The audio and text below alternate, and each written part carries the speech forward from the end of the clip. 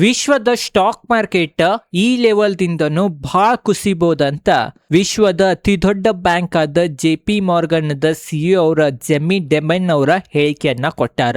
ಅದ ಕಾರಣ ಯಾಕೆ ಅವ್ರ ಆ ಥರ ಅನ್ನತಾರ, ನಾವೊಬ್ರು ರಿಟೇಲ್ ಇನ್ವೆಸ್ಟರ್ ಆಗಿ ಮಾರುಕಟ್ಟೆರಿಗೆ ಭಾಳ ಕುಸ್ದೈತಿ, ಭಾಳ ಒಳ್ಳೆ ಲೆವೆಲ್ ಮೇಲೆ ಸಿಗಾತೈತೆ ಅಂತ ಅನ್ನತೇವಿ. ಆದ್ರೂ ಏನ್ $4 ಟ್ರಿಲಿಯನ್ ಮ್ಯಾನೇಜ್ ಮಾಡೋ ವ್ಯಕ್ತಿ JP Morgan CEO ಅವರ ಜೆಮಿ ಡೆಮನ್ ಅವರ ಯಾಕೆ ಈ ತರ ಹೇಳಿಕೆ ಕೊಡತ್ತಾರಂತ ಅದ್ರ ಬಗ್ಗೆನ ಡಿಟೇಲ್ದಾಗ ಇವತ್ತಿನ ವಿಡಿಯೋನಾಗ ನಾವು ತಿಳ್ಕೊಳ್ಳೋದು. ಅದ ಕಾರಣ ವಿಡಿಯೋಗೆ ಲೈಕ್ ಮಾಡಿರ್ಲಿದ್ರೆ ಲೈಕ್ ಮಾಡ್ರಿ, ವಿಡಿಯೋ ಬಹಳ ಇಂಪಾರ್ಟೆಂಟ್ ಐತಿ. ನೋಡ್ರಿ, ಸದ್ಯ ಸ್ಟಾಕ್ ಮಾರ್ಕೆಟ್ ಪರಿಸ್ಥಿತಿ ನೋಡ್ರ ಈ ಲೆವೆಲ್ದಿಂದನೂ ಭಾರತದ ಅಷ್ಟ ಅಂದಿಲ್ಲ ಅವರ ವಿಶ್ವದ ಎಲ್ಲಾ ಸ್ಟಾಕ್ ಮಾರ್ಕೆಟ್ ಪರಿಸ್ಥಿತಿ ನೋಡ್ರನು ಈ ಲೆವೆಲ್ದಿಂದ ಮತ್ತೊಂದಿಷ್ಟ ಕುಸಿಬೋದಂತ ಇವ್ರಿಗ ಅನ್ಸಾತೈತಂತ. ಅದ ಕಾರಣ ಅದ್ ಎದಕ್ ಅನ್ಸಾತೈತಿ, ಏನ್ ಅನ್ಸಾತೈತಿ, ಅದರಿಂದ ಏನ್ ಕಾರಣಗಳಿದಾವಂತ ಈಗ ಒನ್ ಬೈ ಒನ್ ತಿಳ್ಕೊಳ್ಳೋಣ. ಒಂದೇ ಮೇನ್ ಕಾರಣ ಏನಂತ ಅಂದ್ರ ಜಾಗತಿಕ ಯುದ್ಧ. ಏನ್ ಜಗತ್ನ್ಯಾಗ ರಷ್ಯಾ ಯುಕ್ರೇನ್ ಯುದ್ಧ ನಡೆದೈತಿ, ಮತ್ತ ಇರಾನ್ ಅಮೇರಿಕಾ ಇಸ್ರೇಲ್ ನಡಕಿನ ಯುದ್ಧ ನಡೆದೈತಿ. ಈ ಯುದ್ಧದ ಇಂಪ್ಯಾಕ್ಟ್ ಇನ್ನ ಬಹಳ ಮಾರುಕಟ್ಟೆಗಳ ಮ್ಯಾಗ ಅದು ಬೀಳ್ಬೋದಂತ ಅನುಮಾನ ಹಚ್ಚಿದಾರ. ಎದಕ್ಕಂತಂದ್ರ ಕ್ರೂಡ್ ಆಯಿಲ್ ಬೆಲೆ ಇರೋದ್ರಿಂದ ಮತ್ತ ಹಲವಾರು ಕಾರಣದಿಂದ ಇನ್ನ ಜಗತ್ತದ ಆರ್ಥಿಕತೆ ಮ್ಯಾಗ ಬಹಳ ದೊಡ್ಡ ಪೆಟ್ಟು ಬೀಳ್ಬೋದು ಈ ಯುದ್ಧದಿಂದ ಅಂತ ನಾತರ. ಈಗೇನ್ ಈ ಯುದ್ಧ ಸ್ಟಾರ್ಟ್ ಆಗಿದ್ರಿಂದ ಮಾರುಕಟ್ಟೆ ಅದು ಕುಸ್ದಾವ, ಇದ್ ಬರೀ ಸ್ವಲ್ಪ ಕುಸ್ದಾವ. ಇತರದ ಅಸಲಿ ಕುಸಿತ ಫ್ಯೂಚರ್ ನಾಗ ಕಾಣ್ಬೋದ. ಯಾಕಂದ್ರ ಕ್ರೂಡ್ ಆಯಿಲ್ ಬೆಲೆ ಅದು ಇರೋದ್ರಿಂದ ಫ್ಯೂಚರ್ ನಾಗ ಕಂಪ್ನಿಗೊಳಗ ಬಹಳ ನಷ್ಟ ಆಗ್ಬೋದ.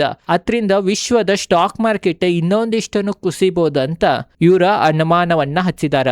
ಅದ ಕಾರಣನು ಇವ್ರಿಗೆ ಅನ್ಸಾತೈತಿ ಈ ಲೆವೆಲ್ ಮ್ಯಾಗಿಂದನು ಮಾರುಕಟ್ಟೆಗಳದು ಇನ್ನ ಕುಸಿಬೋದಂತ.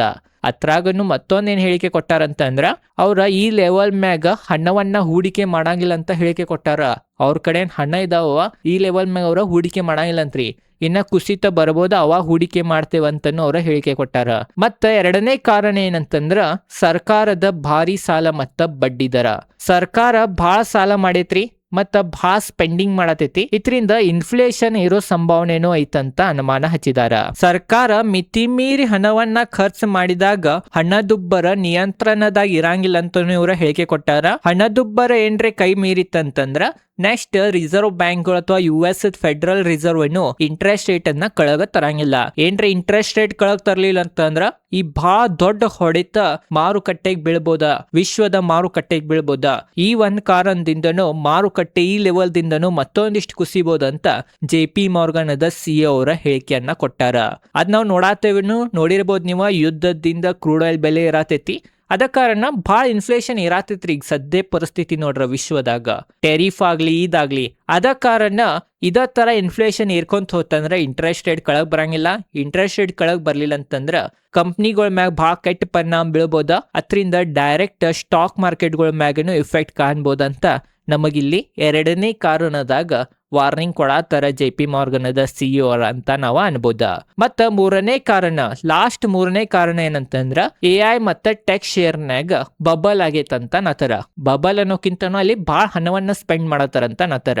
ಅವ್ರ ಪ್ರಕಾರ AI ನಾಗ ಮತ್ ಡಾಟಾ ಸೆಂಟರ್ ನಾಗ ಅದು ಮಿತಿ ಮೀರಿ ಹೂಡಿಕೆದಾರರ ಇನ್ವೆಸ್ಟ್ ಮಾಡತ್ತಾರ. ಅದೇನ್ ಇನ್ವೆಸ್ಟ್ ಮಾಡಿದಾರ ಅಷ್ಟ ರಿಟರ್ನ್ ಸಿಗೋದ ಬಹಳ ಕಠಿಣ ಐತಿ. ಈಗ ಸದ್ಯ ಅಷ್ಟು ರಿಟರ್ನ್ ಸಿಗಂಗಿಲ್ಲ.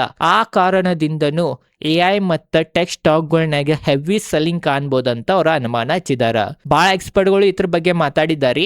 ಮೇನ್ ಏನಂತಂದ್ರೆ ಈಗ ಜಗತ್ತೆಲ್ಲ AI ಅನ್ನತಿತ್ತಂದ್ರೆ AI ನಾಗ ಫುಲ್ ಹಣವನ್ನ ಹೂಡಿಕೆ ಮಾಡತ್ತಾರ, ಮಿತಿ ಮೀರಿ ಹಣವನ್ನ ಹೂಡಿಕೆ ಮಾಡತ್ತಾರ. ಆ ಹೂಡಿಕೆ ಮಾಡಿದ್ದ ರಿಟರ್ನ್ ಏನ್ರಿ ಸಿಗ್ಲಿಲ್ಲ, ಅದ್ರಲ್ಲಿ ಏನ್ರಿ ಲಾಭ ಸಿಗ್ಲಿಲ್ಲ ಅಂತಂದ್ರ ಮಾರ್ಕೆಟ್ ಅದನ್ನ ನೆಗೆಟಿವ್ ತಗೊಂಡ ಆ ಸ್ಟಾಕ್ಗಳನ್ನಾಗನು ಹೆವಿ ಸೆಲ್ಲಿಂಗ್ ಕಾಣ್ಬೋದ. ಅದ ಕಾರಣ ನಾವೊಬ್ರು ಹೂಡಿಕೆದಾರರಾಗಿ AI ಕಂಪ್ನಿಗಳು ಏನಿದಾವ ಫಾರಿನ್ದಾಗ ಅವ್ರದ ಅರ್ನಿಂಗ್ಸ್ ನೋಡ್ಬೇಕು. ಅನುಮಾನ ಅಷ್ಟ ಬರಾತಿತ್ತು ಇಲ್ಲೋ, ಹೂಡಿಕೆ ಮಾಡ್ರನು ಅರ್ನಿಂಗ್ಸ್ ಬರ್ಲಿಲ್ಲ ಅಂತಂದ್ರ ಅದನ್ನ ಮಾರುಕಟ್ಟೆ ನೆಗೆಟಿವ್ ರೀತಿಯಿಂದ ತಗೋತೈತಿ. ಅವಾಗ ಮಾರುಕಟ್ಟೆ ಕುಸಿಬೋದ. ಈ ಒಂದ್ ಕಾರಣದಿಂದನೂ ಅತ್ರಾಗನು ಮೇನ್ ಏನಂತಂದ್ರೆ ಈ ವಿಶ್ವದ ಮಾರುಕಟ್ಟೆ ಯುದ್ಧ ನಡೀಲಿ ಏನ್ ಬೇಕಾದ್ರೂ AI ಮತ್ತ ಸೆಮಿ ಕಂಡಕ್ಟರ್ ಡೇಟಾ ಸೆಂಟರ್ ಹೆಸರದಿಂದನೇ ಇರತ್ತವ್ರಿ. ಭಾರತದಾಗ ಅವು ಕಂಪ್ನಿಗಳು ಹೆಚ್ಚಿಲ್ಲ, ಆದ ಕಾರಣ ಭಾರತದ ಮಾರುಕಟ್ಟೆ ಇರುವತ್ತ. ಬಟ್ ಜಪಾನದಾಗ್ಲಿ, ಕೊರಿಯಾದಾಗ್ಲಿ, ತೈವಾನ್ ಮಾರುಕಟ್ಟೆ ಎಲ್ಲ ಅದ ಒಂದ್ ಹವಾ ಮ್ಯಾಗ ಇರತ್ತವ. ಬಟ್ ಅತ್ರಾಗ ಅನುಮಾನಕ್ಕಿಂತನೂ ಹೆಚ್ಚ ಹೂಡಿಕೆ ಮಾಡಿನೂ ಅರ್ನಿಂಗ್ಸ್ ಏನ್ರೆ ಬರ್ಲಿಲ್ಲ. ಅನುಮಾನ ಅಷ್ಟ ಉತ್ತರದೇನ್ರೆ ಅರ್ನಿಂಗ್ಸ್ ಬರ್ಲಿಲ್ಲ ಅಂತಂದ್ರ ಅಂತ ಕಂಪ್ನಿಗಳ ಮ್ಯಾಗನು ಬಹಳ ದೊಡ್ಡ ಪೆಟ್ಟು ಬೀಳ್ತೈತಿ. ಏನ್ ಜನರು ಅದ್ರ ಮ್ಯಾಗ ವಿಶ್ವಾಸ ಇಡತ್ತಾರ ಅದೆಲ್ಲ ವಿಶ್ವಾಸ ದ್ರೋಹ ಆಗಿ ಏನ್ ಟೆಕ್ ಬಬಲ್ ಆಗಿತ್ತು ಮೊದಲ ಆ ಟೆಕ್ ಬಬಲ್ ಅತ್ಲಿ ಎ ಬಬಲ್ ಅನ್ನು ಒಡಿಬಹುದಂತನೂ ಅವರ ಹೇಳಿಕೆ ಕೊಟ್ಟಾರ. ಈ ಒಂದ್ ಕಾರಣದಿಂದನೂ ವಿಶ್ವದ ಸ್ಟಾಕ್ ಮಾರ್ಕೆಟ್ ಈ ಲೆವೆಲ್ ದಿಂದನೂ ಮತ್ತೊಂದಿಷ್ಟು ಕುಸಿಬಹುದಂತ ಅನುಮಾನ ಹಚ್ಚಿದಾರ. ಈಗ ಬರೀ ಇವ 3 ಕಾರಣದಿಂದ ಅವ್ರಿಗೆ ಅನ್ಸಾತೈತಿ ಮಾರುಕಟ್ಟೆ ಈ ಲೆವೆಲ್ ದಿಂದನೂ ಮತ್ತೊಂದಿಷ್ಟು ಕುಸಿಬೋದ. ಇದು ಬರೇ ಭಾರತದ ಮಾರುಕಟ್ಟೆ ಅಲ್ಲ, ವಿಶ್ವದ ಮಾರುಕಟ್ಟೆ ಬಗ್ಗೆ ಅವರ ಮಾತಾಡಿದಾರ ಮತ್ತು ಅವರ ಹಣ ಈ ಹೂಡಿಕೆ ಮಾಡಂಗಿಲ್ಲ ಅಂತಾನು ಹೇಳಿಕೆ ಕೊಟ್ಟಾರ. ಈಗ ಬರೀ ನಾವು ತಿಳ್ಕೊಳ್ಳೋಣ ನೋಡ್ರಿ, ಮೇನ್ ಏನಂತಂದ್ರ ಯಾವಾಗನು ಎಂತ ದೊಡ್ಡ ಇನ್ವೆಸ್ಟರ್ ಇರ್ಲಿ, ಪರ್ಸನಲಿ ನಾನು ಇರ್ಲಿ, ಅವ್ರದ ಮಾತ್ ಮ್ಯಾಗ ನೀವು ವಿಶ್ವಾಸ ಮಾಡಬಾರ್ದು. ನಿಮ್ ಸ್ವಂತ ರಿಸರ್ಚ್ ಮಾಡಿ ನೀವು ಹೂಡಿಕೆ ಮಾಡ್ಬೇಕಾ. ಯಾಕಂದ್ರ ಏನ್ ನೀವು ಹೂಡಿಕೆ ಮಾಡ್ತಿರವ ನಿಮ್ಮೂ ಹಣ ಇದಾವ. ಲಾಭ ಆದ್ರೆ ನಿಮಗಾಗ್ತೈತಿ, ಲಾಸ್ ಆದ್ರ ನಿಮಗಾಗ್ತೈತಿ. ಅದ ಕಾರಣ ಯಾವಾಗನು ದೊಡ್ಡ ದೊಡ್ಡ ಇನ್ವೆಸ್ಟರ್ಸ್ ನಮಗ್ ತಿಳಿಸಿದಾರ, ಯಾರ ಮ್ಯಾಗನು ನಂಬಾರ್ದ, ಬ್ಲೈಂಡ್ಲಿ ಇನ್ವೆಸ್ಟ್ ಮಾಡಬಾರ್ದ, ನಿಮ್ದು ಸ್ವಂತ ರಿಸರ್ಚ್ ಅನ್ನ ನೀವು ಮಾಡ್ಬೇಕ. ಮತ್ತೊಂದನೇ ಏನಂತಂದ್ರ ಸದ್ಯ ಅವ್ರು ಹೇಳಿದ ಕಾರಣಗಳು ನೋಡ್ರ ವ್ಯಾಲಿಡ್ ಪಾಯಿಂಟ್ಸ್ ಇದಾವ. ಕ್ರೂಡ್ ಆಯಿಲ್ ಇರತೈತಿ, ಯುದ್ಧ ನಿಲ್ಲೋದ್ರ ಬಗ್ಗೆ ಏನೋ ಚರ್ಚೆನ ಆವತ್ತ, ಯುದ್ಧ ನಿಂತಿರೋನು ಮತ್ತ ಒಂದ್ ವಾರ ಮಸ್ಟ್ ಸ್ಟಾರ್ಟ್ ಆಗತೈತಿ. ಅದ ಕಾರಣ ಜಗತ್ನ ಈಗ ಸದ್ಯ ಟ್ರಂಪ್ ಅವ್ರು ಬಂದಿದ್ರಿಂದ ಮಾರುಕಟ್ಟೆನಾಗ ಬಹಳ ಅನ್ಸರ್ಟನಿಟಿ ಐತಿ. ಅತ್ರಾಗನು ಮೇನ್ ಇದು ನನ್ ಪಾಯಿಂಟ್ ಆಡ್ ಮಾಡತ್ತೀನಿ. ಮತ್ ಟೆರಿಫ್ ಒಂದ್ ತರಾತರಿಂಗ್ ಮತ್ತ ಇಷ್ಟು ದಿನ ಟೆರಿಫ್ ಬಗ್ಗೆ ಗಪ್ಪಿದ್ರ ಮತ್ ಈಗ ನಿನ್ನಿಂದ ಟೆರಿಫ್ ಅನ್ನತ್ತಾರ. ಅದ ಕಾರಣ ಆ ಬಂದ್ರನು ಮಾರುಕಟ್ಟೆಗ ಬಹಳ ದೊಡ್ಡ ನೆಗೆಟಿವ್ ಪಾಯಿಂಟ್ ಆಗ್ತೈತಿ.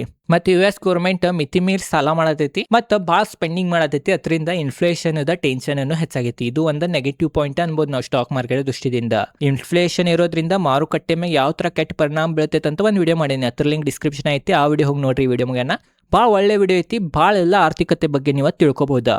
ಮತ್ತೊಂದನೇ ಏನಂತಂದ್ರೆ ಟೆಕ್ ಬಗ್ಗೆ ಏನು ಹೇಳಕ್ ಬರಂಗಿಲ್ಲ. ಈಗ ಸದ್ಯ ಹೋದ್ರ ಒಮ್ಮೆ ಏರಿ ಹೋಗ್ತೈತಿ, ಇಲ್ಲಿಕ್ರ ಅರ್ನಿಂಗ್ಸ್ ಬರ್ಲಿಲ್ಲ ಅಂದ್ರೆ ಖಂಡಿತವಾಗಿ ಅವ್ರು ಹೇಳಿದ ಪ್ರಕಾರ ಕುಸಿನೂ ಬೋದ. ಅದ ಕಾರಣ ಅತ್ರಾಗನು ಸಹ ಏನ್ ಹೇಳಕ್ ಬರಂಗಿಲ್ಲ. ಇವು 3 ಪಾಯಿಂಟ್ಸ್ ನೋಡ್ರ ವ್ಯಾಲಿಡ್ ಅನ್ಸತೈತಿ. ಇದರಿಂದ ವಿಶ್ವದ ಮಾರುಕಟ್ಟೆಗಿಂತನೂ ಭಾರತದ ಮಾರುಕಟ್ಟೆ ಮೇಲೆ ಯಾವ ತರ ಕೆಟ್ಟ ಪರಿಣಾಮ ಬೀಳ್ತೈತೆ ಅಂತ ನಾವು ನೋಡ್ಬೇಕಾ. ಯಾಕಂದ್ರೆ ವಿಶ್ವದ ಮಾರುಕಟ್ಟೆ ಎಲ್ಲ ಇರತ್ತವ, ಭಾರತದ ಮಾರುಕಟ್ಟೆ 2 ವರ್ಷ ಆತ್ ಹೂಡಿಕೆದಾರ ರಿಟರ್ನ್ ಅನ್ನ ಕೊಟ್ಟಿಲ್ಲ. ಮತ್ ಇಲ್ಲಿ AI ಕಂಪ್ನಿಗಳು ಇದ್ರೂ ಬಹಳ ಕಡಿಮೆ ಇದಾವ. ಅದ ಕಾರಣ ಇಲ್ಲಿ AI ಹೆಚ್ಚು ಸ್ಪೆಂಡಿಂಗ್ ಆವತ್ತ ಅಂದ್ರನು ಈಗ ಸ್ಟಾರ್ಟ್ ಮಾಡ್ಯಾರ ಮಾಡಾಕ. ನೋಡೋಣ್ರಿ ಏನಾಗ್ತೈತಂತ. ಮೇನ್ ಏನಂತಂದ್ರ ಒಂದ್ ಡಿಸ್ಕ್ಲೇಮರ್ ಕೊಡ್ತೇನೆ, ಇದು ಯಾವ್ದು ಬಾಯ್ ಸೆಲ್ ರೆಕಮೆಂಡೇಶನ್ ಇಲ್ಲ. ಏನ್ ಹೇಳಿದಾರ JP Morgan CEO ಅವ್ರ ಜೆಮಿ ಡೈಮಂಡ್ ಅವ್ರದ ಹೇಳಿಕೆಗಳು ನಾನ್ ನಿಮಗ್ ತಿಳಿಸಿನಿ. ಇದ್ರ ಬಗ್ಗೆ ನಿಮ್ಮದೇನ್ ಅಭಿಪ್ರಾಯ ಐತಂತ ಕಮೆಂಟ್ ಸೆಕ್ಷನ್ ಆಗಿ ತಿಳಿಸ್ರಿ. ಎಂಥ ಮಾರುಕಟ್ಟೆ ಇದ್ರೂ ನಿಮ್ದು SIP ಅನ್ನ ನೀವು ಕಂಟಿನ್ಯೂ ಮಾಡ್ರೆ ಹೆಚ್ಚು ಸಂಜೋ ಅವಶ್ಯಕತೆನೇ ಇಲ್ಲ. ಓವರ್ ಆಲ್ ಇದೇ ಇತ್ತ. ನಿಮಗೇನು ಅನಿಸ್ತೈತಿ ಮಾರುಕಟ್ಟೆ ಬಗ್ಗೆ ಅಂತ ಕಮೆಂಟ್ ಸೆಕ್ಷನ್ ಆಗಿ ತಿಳಿಸ್ರಿ. ಇವ್ರು ಹೇಳಿದ್ ನೀವು ಒಪ್ತೀರೋ ಇಲ್ಲೋ ಅಂತ ಕಮೆಂಟ್ ಸೆಕ್ಷನ್ ಆಗಿ ತಿಳಿಸ್ರಿ. ಇದೇ ಥರ ಸ್ಟಾಕ್ ಮಾರ್ಕೆಟ್ ರಿಲೇಟೆಡ್ ಕನ್ನಡದಾಗ ವಿಡಿಯೋ ಮಾಡ್ತಿರ್ತೇನೆ, ಅದಕ್ಕೆ ಚಾನಲ್ ಸಬ್ಸ್ಕ್ರೈಬ್ ಮಾಡ್ರಿ. ಇದೇ ಇತ್ತು ಇವತ್ತಿನ ವಿಡಿಯೋ. ಧನ್ಯವಾದಗಳು.